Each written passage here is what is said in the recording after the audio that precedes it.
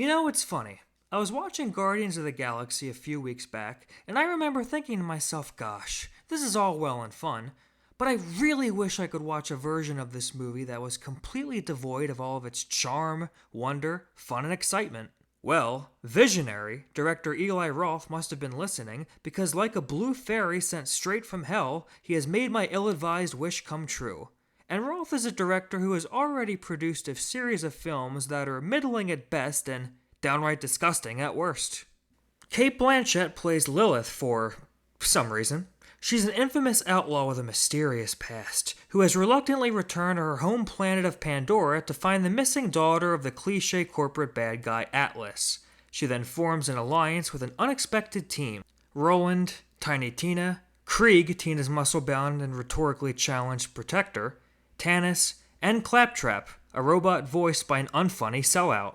These unlikely heroes must battle alien monsters and dangerous bandits to find and protect the missing girl, who may hold the key to unimaginable power. Or in this case, multiple keys, as this film is essentially a bunch of fetch quests stitched together, because we all know how well that works out. Now when I woke up this morning, Borderlands sat at a respectable 0% on Rotten Tomatoes. That is, until a certain YouTuber who shall remain nameless put up the only positive review. All of the other coverage around this thing has been so overwhelmingly negative. I'm talking about levels of hatred that I haven't seen since Madam Web.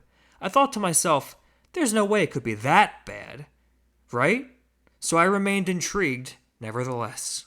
So I went to my local theater to check out Eli Roth's Guardians of the Galaxy Hot Topic Devil's Reject style music video.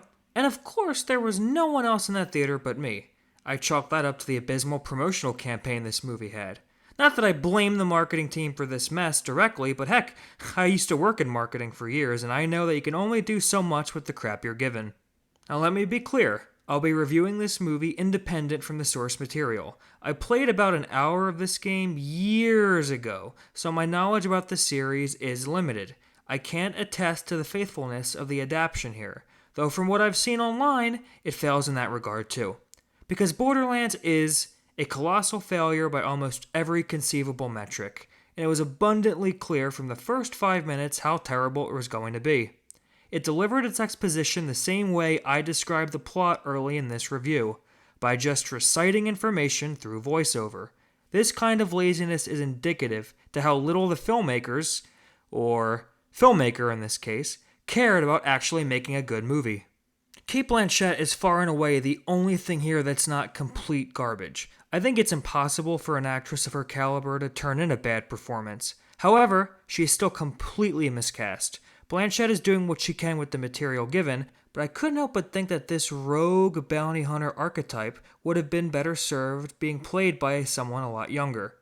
And I was asking myself several times, how on earth could they convince Kate Blanchett to do this film? I mean, hey, a lot of money was most likely on the table, but it was still baffling to me.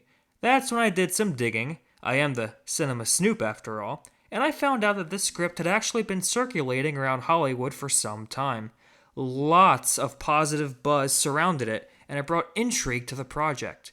But evidently, director Eli Roth had butchered it so much that at a certain point in development, its other writer had asked to have his name removed from the project entirely.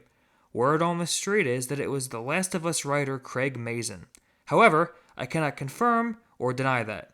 If that info's fake, then blame Film Twitter. Then again, I always blame Film Twitter for all of my problems in life. But besides Blanchett, the other actors in Borderlands are clearly checked out. Kevin Hart is just plain terrible. I've never found him particularly funny, and at this point I consider it a kiss of death whenever a film casts him. While he's not yelling like a toddler in this, Borderlands attempts to make him the grounded leading man, which just falls flat. There are some attempts to try and connect the group as a team, and they quite plainly just don't work. And every time the movie makes two characters sit down and try to level with each other, it just results in more dull exposition being delivered. It just all feels phoned in.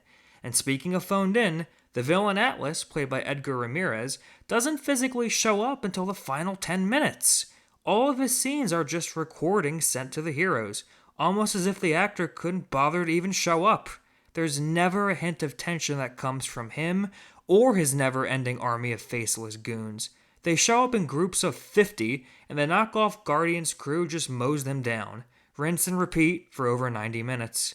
But hey, the movie isn't 2 hours, so I guess that's another positive? From the trailers, I was expecting something that would play out like a live-action cartoon. And if it was just that, I could have lived with it. I mean, it wouldn't have been great, but it would have at least been more entertaining. But its execution is just dull. I have no idea how a movie can be simultaneously obnoxious and boring, but Borderlands finds a way. There's just no energy to any of the sequences on display here. There wasn't a single battle, shootout, or chase that I could latch onto and find excitement in. All it was a bunch of overpaid actors awkwardly shuffling around the green screen, exchanging the most generic action dialogue you can imagine. Dialogue that we've heard from movies 1,000 times. We hear such classics as, "You in what army?" "Me in this army." And, "I'm too old for this shit." Oh, Murtaugh, you deserve so much better.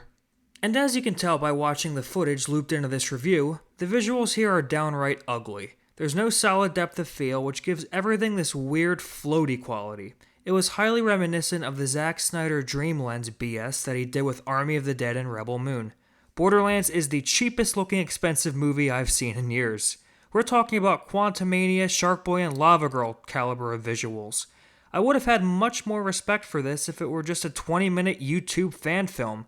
At least that would explain why it looked like a college kid shot this in his neighborhood junkyard. These kinds of visuals do not fly for a nearly 2-hour major Hollywood production. And this doesn't even cover the laundry list of baffling plot holes that litter the story of Borderlands. There's one scene where a guy has a $150 million bounty, so he's keen on disguising himself, right? When everyone and their sister are looking for you, you want to keep a low profile. But the moment he sees an old buddy in a Star Wars cantina type bar full of criminals, he immediately takes the mask off in front of everyone. Yeah, real smart. But it gets worse, because then one of his teammates immediately goes back to the same bar the next day for no reason despite being a target. And guess what? The bad guys are there, so they chase him. Shocker. I know. It sounds like I'm being nitpicky, I know, but this kind of stuff is all over the film. Guys, I don't want to waste any more of your time. And quite frankly, I don't want to waste any more of my time with this movie occupying space in my brain. There's too many stressful things going on in the world, man. All I can say is that this is the laziest blockbuster I've seen in a long time. And that's saying something, because I've been kind of disappointed with a lot of the movies being released as of late. But at least with all of those past films, I was able to latch on to something, whether it was an interesting idea, a cool sequence, an interesting tone.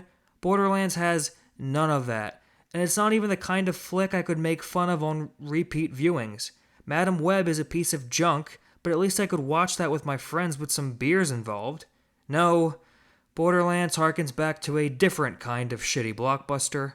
I'm referring, of course, to Fant4stick. It is akin to that failure in a multitude of ways. They both took popular subject matter and translated it in the most boring way possible. They both have ugly visuals, and they both feature actors who look like they'd rather be doing anything else. And much like Fant4stick, I'm gonna give Borderlands an F.